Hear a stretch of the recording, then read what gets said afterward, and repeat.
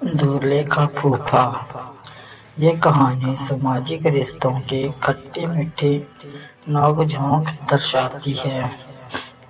एक शहर में एक परिवार रहता था।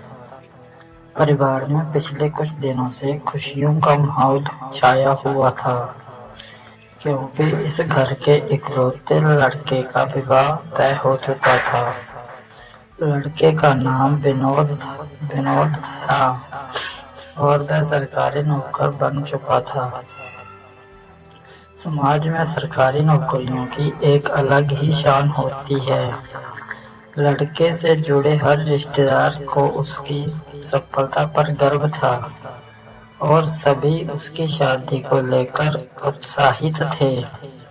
लड़के के विवाह से संबंधित सभी रस्में एक करके मनाई जा रही थीं और इसी बीच दूर दूर से नजदीकी रिश्तेदारों को आमंत्रण भेजा जाता है। और यहाँ दूसरी ओर दुल्हन के परिवार में भी विवाह की तैयारियां धूमधाम से की जा रही होती हैं। दुल्हन के मामा जी रिटायर्ड आर्मी ऑफिसर थे और उनके स्वभाव में उनका अक्खड़पन साफ दिखाई दे रहा था। वे अक्सर अपनी बातों से लोगों को नीचा दिखा दिया करते थे, जिस वजह से कई लोग उनके पास बैठना पसंद नहीं करते थे।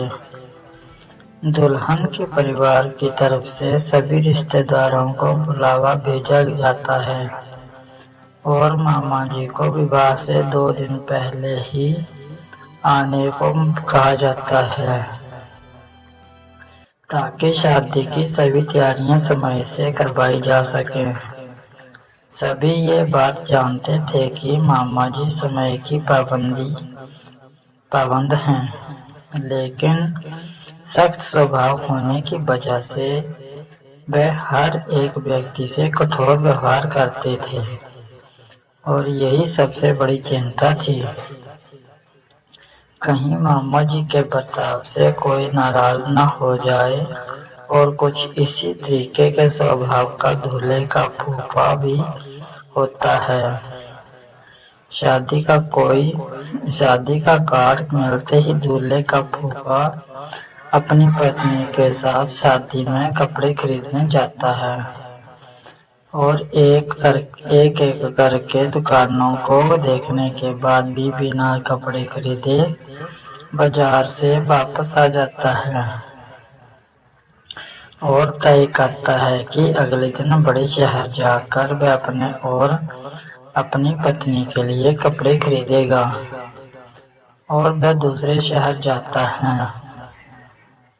लेकिन उसे वहां भी कुछ पसंद नहीं आता और फिर वह अपनी पत्नी से कहता है कि हम कल कोई और शहर चलेंगे, वहां जरूर हमारे मन के कपड़े मिल जाएंगे।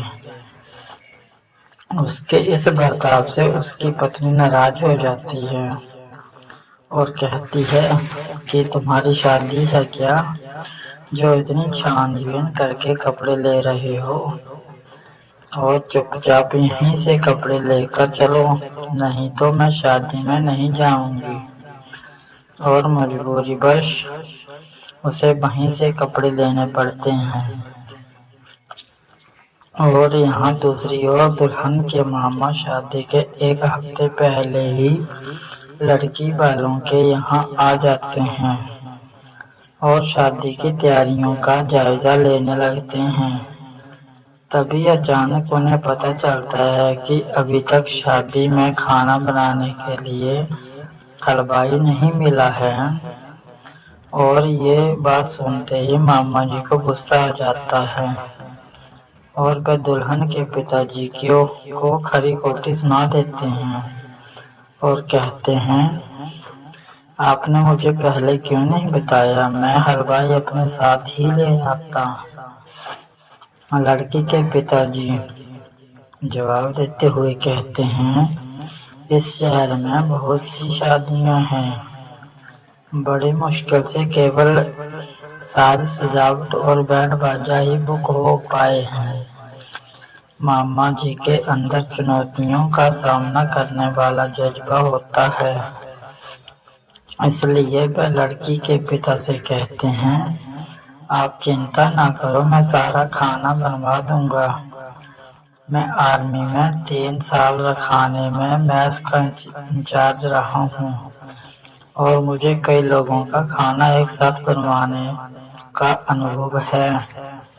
लड़की के पिता मामा जी की बात सुनकर निश्चिंत हो जाते हैं। यहाँ लड़के का फूफा अपनी पत्नी की नाराजगी की वजह से कपड़े तो ले लेता है, लेकिन वह मन में तय करता है कि जूते लेने तो मैं अपनी मर्जी से दूसरे शहर ही जाऊंगा, और वह अपनी पत्नी को बिना बताए अगले दिन दूसरे शहर निकल जाता है। और कुछ दुकानें घूमने के बाद उसे उसके मन के जूते नजर आ जाते हैं और वह बहुत ही शानदार जूते खरीद कर ले आता है। और अब विवाह का समय भी आ जाता है। अगले ही दिन लड़के के घर से बारात निकलने वाली होती है, लेकिन लड़के के फूफा की ट्रेन लेट हो जाती है और वह समय से नहीं पहुंच पाते। मजबूरी में लड़के वालों को बारात निकालनी ही पड़ती है और जैसे ही लड़के का फूफा पहुंचता है, बारात निकल चुकी होती है। दरअसल यात्रा के बाद इनके मोबाइल में नेटवर्क भी नहीं होता, इसलिए वे अपने विलंब की सूचना नहीं दे पाए थे। लेकिन बारात उन्हें लिए बिना ही चली गई थी और इस बात से वह बहुत नाराज हो जाते हैं।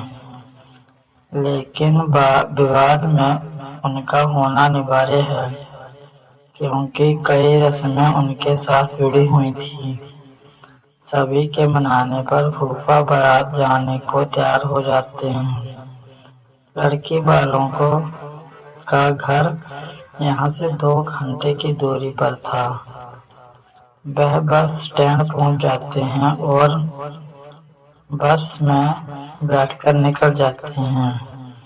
लड़की वालों के यहाँ काफी समय से बारात का इंतजार हो रहा होता है और कुछ ही समय में बैंड बाजे की जोरदार आवाज के साथ बारात लड़की के मोहल्ले में प्रवेश करती है।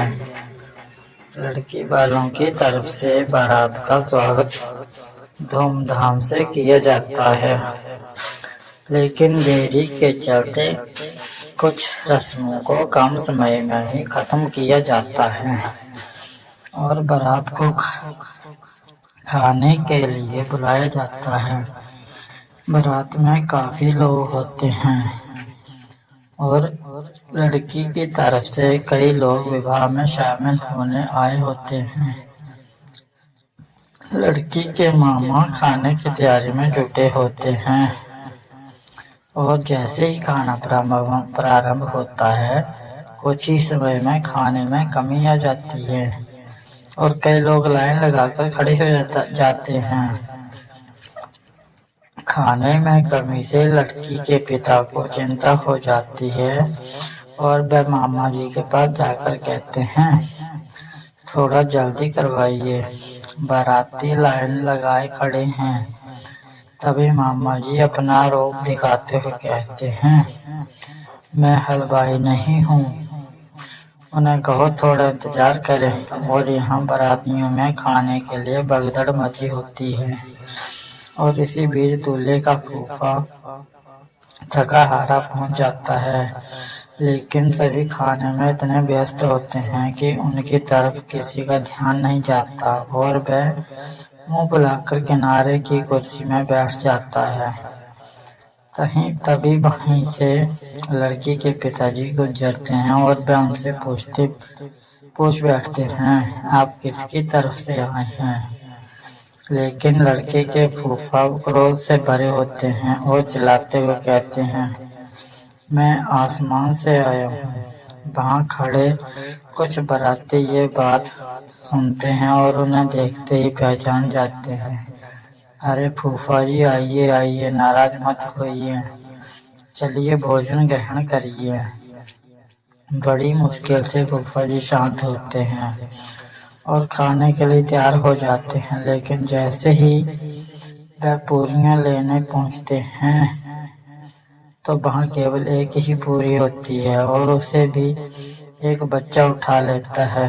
फूफा जी बहुत भूखे होते हैं, इसलिए उन्हें और गुस्सा रहा होता है और जैसे ही पूरियां दोबारा रखवाई जाती हैं वे एक साथ 8-10 ले लेते हैं ताकि उन्हें बार बार इंतजार ना करना पड़े।